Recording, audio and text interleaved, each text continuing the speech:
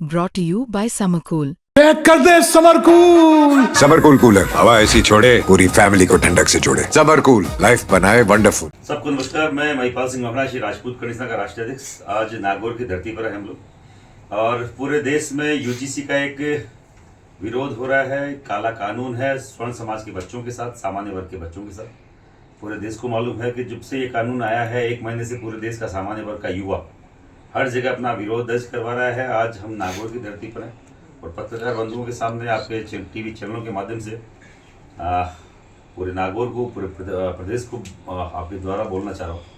इस कानून को जब तक वापस नहीं लेंगे हम लोग हर जगह विरोध प्रदर्शन करेंगे। आने वाले दिनों में नागौर में एक बड़ा प्रदर्शन किया जाएगा सामान्य वर्ग की तरफ से। जल्द ही आपको तारीख बताई जाएगी। 18 मार्च को सुप्रीम कोर्ट के ऊपर, सुप्रीम कोर्ट का जो एक बैन आया है इसके ऊपर, उस पर एक उससे पहले हम हर जगह जाएंगे और उसके दरमियान उसको देखते हुए 8 मार्च को हम लोग दिल्ली कूच कर रहे हैं। दिल्ली में बड़ा विरोध प्रदर्शन है जंतर मंतर पर, रामलला मैदान पर। तो आपके चैनल के माध्यम से बोलना चाह रहा हूँ, हर जगह यहाँ नागौर से भी सैकड़ों की संख्या में वहाँ लोग पधारेंगे। हम लोग सब लोगों से संपर्क कर रहे हैं। और कल होलिका दहन आज है, कल राम राम का दिन है जब रंग खेला जाता है। पूरे प्रदेश का, पूरे देश का सामान्य वर्ग का युवा कल काले कपड़े पहनकर, काला टीका लगाकर होली मनाएंगे। ये क्योंकि इन लोगों ने जो हमारे युवाओं के जो जीवन का जो रंग है वो जो जिस हिसाब से खराब किया है, तो अब की बार हम लोग काली होली मनाने का हम लोगों ने ऐलान किया। पूरे देश में हर जगह जो हमारे पदाधिकारी हैं इस चीज़ का ऐलान वो लोग कर रहे हैं। यहाँ नागौर में आपके द्वारा मैं खुद राष्ट्रीय अध्यक्ष ये बोल के जा रहा हूँ, हम लोग कल काली होली मनाएंगे, काला टीका के लगा के होली मनाएंगे। और जब तक ये विरोध, ये यूजीसी का जो काला कानून है वापस नहीं होता, हम लोग पूरे देश में विरोध करेंगे। आप बताएं कोई। ये जो कोर्ट ने जो फैसला दिया था उसके बावजूद आप जो विरोध कर रहे हैं, तो क्या कोर्ट पर जो फैसला दिया उसके ऊपर क्या आपको विश्वास थोड़ा कम है क्या? सरकार, कोर्ट ने कोई फैसला नहीं दिया। कोर्ट ने केवल यूजीसी पे स्टे लगाया है। और कोई भी अगर कोई व्यक्ति बोल रहा है कि कोर्ट पे विश्वास कम या ज्यादा है, तो आपके चैनल के माध्यम से बोल रहा हूँ, कोई भी नियम कानून बनता है संसद में बनता है, सांसदों की सहमति से बनता है और दर्ज होता है संविधान में। 13 जनवरी 2026 को संविधान बन चुका है, काला कानून लाया जा चुका है। और किसी को भी ये भ्रम है कि ये कोर्ट हटा रहा है या कोर्ट बना रहा है। 2018 में SC/ST एक्ट आया था और कोर्ट ने, सुप्रीम कोर्ट ने ऑर्डर किया था कि इसको रिव्यू किया जाए और इसी केंद्र सरकार ने उसके सुप्रीम कोर्ट के फैसले को बदलते हुए सामान्य वर्ग और ओबीसी के हर एक व्यक्ति के ऊपर ऐसा एक काला कानून थोप दिया कि कोई भी व्यक्ति जाके एक एप्लीकेशन लगाएगा, चाहे झूठा हो चाहे मामला सच्चा हो, पहले उसकी गिरफ्तारी होगी, फिर उस पर जांच होगी। इस भारत देश में रेप जैसे जघन्य अपराध पे भी मेडिकल जांच पहले होती है और फिर जाके उस पर क्या होता है कि इसका रेप हुआ कि नहीं, बलात्कार हुआ कि नहीं। और आप एक छोटी सी एप्लीकेशन पर किसी का जीवन खराब कर दोगे। अभी आपको मालूम होगा विष्णु मिश्रा 20 साल से है, माँ बाप मर गए, भाई बहन मर गए, अपनी पूरी फैमिली उसकी खत्म हो गई, पूरा परिवार का एक एक चीज बिक गया उसको बाहर निकालने में। 20 साल बाद में अगर वो निर्दोष होके आता है और वो क्या वो जिंदगी गुजारेगा, कहाँ 20 साल कौन लाएगा उसका? वेमुला करके बकवास करते हैं लोग। वेमुला ओबीसी SC/ST से था ही नहीं, झूठा मुकदमा घोषित हुआ, 2 साल बाद में मालूम चला वो तो ओबीसी से आता है। पूरे देश में हो गया वेमुला के कारण से ये यूजीसी का काला कानून आया। भैया वेमुला जैसे तो फर्जी खूब घूम रहे हैं जिन्होंने सुसाइड किया है। हमारे लोग नहीं मरते क्या सुसाइड करके? एजुकेशन के प्रेशर में सुसाइड करते हैं बच्चे। एजुकेशन का स्तर इन्होंने सुधारा नहीं। एजुकेशन के स्तर पे क्या ये कर सकते हैं उन्होंने कभी बोला नहीं। समान नागरिकता का अधिकार मांगा था, समान नागरिक संहिता मांगा था, यूसीसी मांगा था, यूजीसी दे दिया। किन्होंने आपसे डिमांड करी यूजीसी दो? आप कौन वो कोई संस्था थी या कोई समाज के व्यक्ति थे जिन्होंने यूजीसी मांगा? आप ये देखिए कि आपके शिक्षा के मंदिर में बच्चे एक साथ पढ़ नहीं सकते, ऐसा काला कानून न तो हम कहीं सहन करेंगे और न स्वीकार करेंगे। सामान्य वर्ग का हर एक व्यक्ति, चाहे ब्राह्मण हो, बनिया हो, कायस्थ हो, राजपूत हो, और चाहे पठान हो, चाहे ईसाई हो, जो इसमें आते हैं, पाटीदार आते हैं, भूमिहार आते हैं, पूरे देश में विरोध हो रहा है। चाहे हमें तख्ता पलट करना पड़े, कोई फर्क नहीं पड़ता। हम वो लोग हैं जिन्होंने इस भारतीय जनता पार्टी को बनाया, हम बिगाड़ना भी जानते हैं।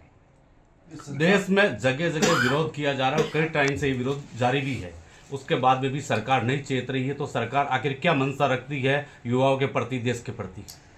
हम तो डूबेंगे सनम, तुम्हें भी ले डूबेंगे। नरेंद्र मोदी की यही मंशा, उनको मालूम है अब की बार में आना नहीं, और ऐसा भट्टा बिठा के जाऊं इस भारतीय जनता पार्टी का कि 10 साल तक कोई इससे कोई प्रधानमंत्री बन नहीं पाए। हम तो चाहते थे कि ये हिंदू राष्ट्र बने, हम तो चाहते थे हिंदू एकता है, और आ भी रही थी। पूरे देश ने देखा है कहीं ना कहीं अब इन सालों में जातीय खाइयां पटने लगी थी, मिट रही थी। इन्होंने वापस यूजीसी लाके हमारे बीच में, भाई भाई के बीच में इतनी बड़ी दीवार खड़ी कर दी, खाई खोदने का काम किया है। जो कौन भरेगा उसको? बटोगे तो कटोगे, कौन बांट रहा है? यही लोग बांट रहे हैं। अभी अजमेर में आए थे, हम लोगों ने स्पष्ट कहा था कि हम आपको काले झंडे दिखाएंगे। पूरी सरकार लग गई हमें मैनेज करने में, हमें नजरबंद किया गया, सैकड़ों लोगों को पकड़ लिया गया। मैं खुद 5 दिन नजरबंद रखे, कल छूट गया।